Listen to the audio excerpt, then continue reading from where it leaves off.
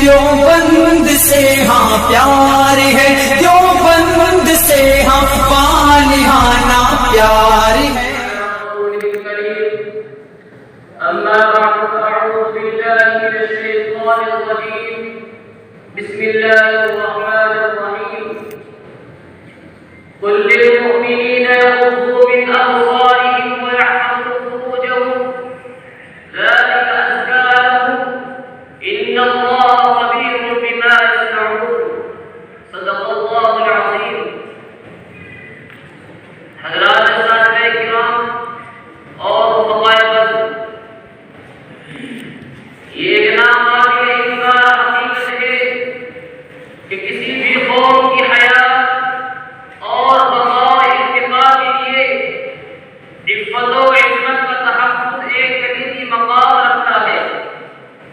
امتوں کے زوال انحطاط کا سب سے بنیادی سبب اخلاقی بے رحمی اور جنسی آوازی ہوتا ہے۔ سقوط اقوام کی تاریخ اس بات پر شاہد حق ہے کہ یونانیوں کا زوال ہو یا رومیوں کا سقوط ہو یا موجودہ تہذیب کا کھوکھلا پن ہو، سب کے پس پردہ جنسی اور صنفی بے رحمی کا طوفان بلاء کاربن مار رہا ہے۔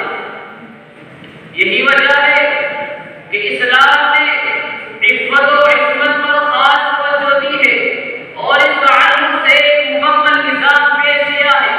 حضرات، اسلام کی نگاہ میں عفت و عصمت انسانی زندگی کا جوہر بیش بہا ہے۔ شریعت اسلامیہ نے ہر مسلمان کو پوری تعلیم کے ساتھ عفت و عصمت کی حلال اور مکمل حفاظت کی تلقین فرمائی ہے۔ چنانچہ اللہ رب العزت سورہ نور آیت نمبر 3 میں ارشاد فرماتے ہیں قل للمؤمنین یغضوا من ابصارهم ویحفظوا فروجهم۔ اے نبی، آپ ان مومن مردوں سے کہہ دیجیے کہ اپنی نگاہوں کو نیچے رکھے اور اپنے شرمگاہوں کی حفاظت کرے۔ ذالک ازکی لہم، یہ ان کے لیے زیادہ پاکیزگی کا ذریعہ ہے۔ اسی طرح مومن عورتوں کو وزن تحفظ دیتے ہوئے فرماتے ہیں وقل للمؤمنات یغضضن من ابصارهن ویحفظن فروجهن۔ اے نبی، آپ ان مومن عورتوں سے کہہ دیجیے کہ اپنی نگاہوں کو نیچے رکھے اور اپنی شرمگاہوں کی حفاظت کرے۔ معلوم ہوا کہ اپنی نگاہ اور شرمگاہ کی حفاظت کرنا ضروری ہے اور شریعت اسلامیہ کی نظر میں عفت و عصمت کی بہت اہمیت ہے۔ سامعین عبادت، اللہ رب العزت کے نزدیک عفت و عصمت اور پاک دامنی کی بڑی محبوب شے ہے۔ چنانچہ اللہ تعالیٰ نے قرآن کریم میں جگہ جگہ پر لوگوں کو اپنی شرمگاہ کی حفاظت کا بہت تاکید کے ساتھ حکم فرمایا ہے اور ساتھ ہی ساتھ اس حکم کی پاسداری کرنے والوں کے لیے مغفرت اور اجر کا وعدہ کرتے ہوئے سورہ احزاب آیت نمبر 23 میں ارشاد فرمایا والحافظین فروجهم والحافظات الذاکرین اللہ کثیرا والذاکرات اعد اللہ لهم مغفرۃ واجرا عظیما۔ اسی طرح اپنی شرمگاہ کی حفاظت کرنے والوں کو کامیابی و کامرانی خوشخبری سناتے ہوئے سورہ مومنون آیت نمبر 5 میں ارشاد فرمایا والذین هم لفروجهم حافظون۔ اسی طرح جو لوگ اپنے نفس کا تزکیہ کرتے ہیں ان کے بارے میں سورہ اعلیٰ آیت نمبر 14 پر ارشاد فرمائی ہے قد افلح من تزکا، کہ کامیاب ہو گیا وہ شخص جس نے اپنے نفس کا تزکیہ کیا۔ اور آگے بڑھیے، بخاری شریف کی حدیث ہے آپ صلی اللہ علیہ وسلم نے ارشاد فرمایا من یغضبنی ما بین لحیہ وما بین رجلیہ اضمن له جنہ، کہ جو شخص مجھے اپنی زبان اور شرمگاہ کی حفاظت کی ضمانت کرے میں اسے جنت کی ضمانت دیتا ہوں۔ اسی طرح مسلم احمد جس نے اپنے زبان پر استعمال کے مطابق حضرت عثمان بن عفان رضی اللہ عنہ فرماتے ہیں کہ آپ صلی اللہ علیہ وسلم نے ارشاد فرمایا اذا صلت المرأة خمسها وصامت شهرها وحفظت فرجها ووضعت زوجها قيل لها ادخلي الجنة من أي باب الجنة شئت، کہ اگر عورت 5 وقت نماز ادا کر لے، ماہ رمضان کے روزے رکھ لے، اپنی شرمگاہ کی حفاظت کر لے اور اپنے شوہر کی اطاعت و فرما برداری کر لے، روز قیامت سے کہا جائے گا کہ جنت کے جس دروازے چاہے داخل ہو جائے۔ حضرات، جہاں عفت و عصمت کے بے شمار فوائد ہیں، وہیں بلکائی اور نظام عفت کی حفاظت نہ کرنے پر بڑی وعید آئی ہے۔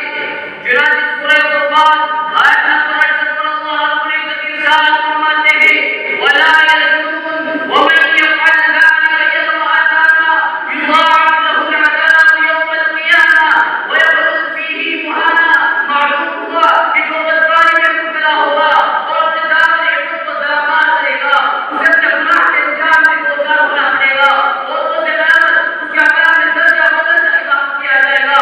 اسی طرح سورہ مومنون آیت نمبر 7 پر اللہ رب العزت ارشاد فرماتے ہیں فَمَنِ ابْتَغَىٰ وَرَاءَ ذَٰلِكَ فَأُولَٰئِكَ هُمُ الْعَادُونَ، کہ جو لوگ اس سے اعلیٰ چیزوں کو طلب کرتے ہیں یہی لوگ ان کو زیادتی کرنے والے ہیں۔ پتہ چلا کہ اپنی نگاہ اور اس رفتار کی پالنا کرنے والا بھی نہ کامیاب ہے، نہ پاک دامن ہے، بلکہ وہ واقعی ملامت بھی ہے، حد شرعی سے تجاوز کرنے والا بھی ہے اور عند اللہ مجرم بھی ہے۔ حضرات، عفت و عصمت کی حفاظت شرعی نقطۂ نظر سے ہر مسلمان کو اولین اور بنیادی فریضہ ہے۔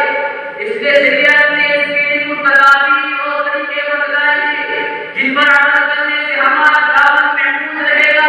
چنانچہ اللہ رب العزت سورہ احزاب آیت نمبر 33 پر عورتوں سے خطاب کرتے ہوئے فرماتے ہیں وَقَرْنَ فِي بُيُوتِكُنَّ وَلَا تَبَرَّجْنَ تَبَرُّجَ الْجَاهِلِيَّةِ الْأُولَىٰ۔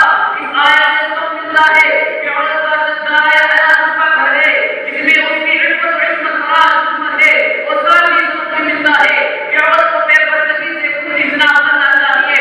اسی طرح تحفظ عفت و عصمت کا طریقہ جس کو اللہ رب العزت نے سورہ نور آیت نمبر 32 پر بیان فرمایا ہے وَأَنكِحُوا الْأَيَامَ مِنكُمْ وَالصَّالِحِينَ مِنْ عِبَادِكُمْ وَإِمَائِكُمْ إِن يَكُونُوا فُقَرَاءَ يُغْنِهِمُ اللَّهُ مِن فَضْلِهِ۔ اسی طرح ارشاد بات ہے فَانكِحُوا مَا طَابَ لَكُم مِّنَ النِّسَاءِ مَثْنَىٰ وَثُلَاثَ وَرُبَاعَ۔ اور آگے بڑھیے سورہ عنکبوت آیت نمبر 45 پر اللہ رب العزت ارشاد فرماتے ہیں إِنَّ الصَّلَاةَ تَنْهَىٰ عَنِ الْفَحْشَاءِ وَالْمُنكَرِ، کہ نماز بے حیائی اور برے کام سے روکتی ہے۔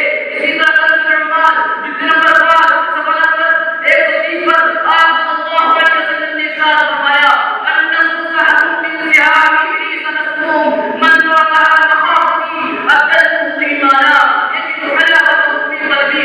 اسی طرح مشکوٰۃ المصابیح صفحہ نمبر 270 کے مطابق آپ صلی اللہ علیہ وسلم نے بدنظری کرنے والوں پر لعنت کرتے ہوئے ارشاد فرمایا لعن اللہ الناظر والمنظور الیہ۔ حضرات، ان آیات